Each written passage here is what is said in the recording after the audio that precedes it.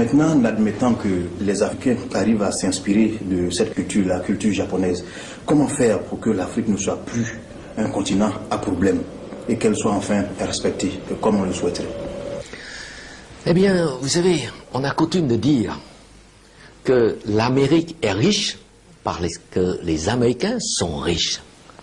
Mais on a aussi coutume de dire que l'Afrique est riche, mais que les Africains sont pauvres, et même très pauvres. Alors, pourquoi une telle contradiction concernant l'Afrique?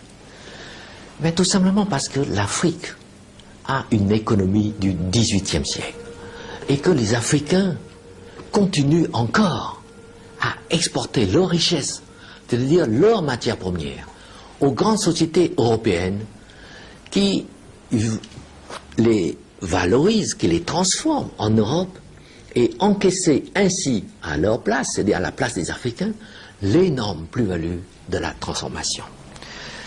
On peut alors dire que l'Afrique a certes acquis l'indépendance politique, mais pas son indépendance économique.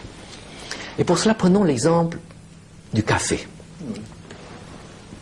Vous savez que le cours du café vert, fixé à Londres, a baissé de 80% en 8 ans. Alors vous savez aussi qu'aucune entreprise au monde ne peut supporter une telle baisse de prix sans tomber en faillite. Or, c'est ce qui se passe en Côte d'Ivoire et en Afrique. Pire, sur le prix actuel de 370 francs CAF par kilo, CAF ça veut dire coût, assurance et fret, il faut encore enlever les frais des intermédiaires et de transport maritime. Il ne reste donc que 200 francs à peine par kilo à l'Afrique. Et ce même café africain, transformé ensuite par les grandes sociétés en Europe en café soluble, se vend ensuite à plus de 20 000 francs le kilo à travers le monde. Voilà la contradiction. Et je dirais même l'injustice, elle est là.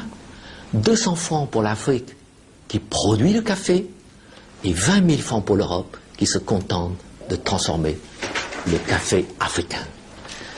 Et ce qui est vrai pour le café l'est également pour toutes les autres matières premières.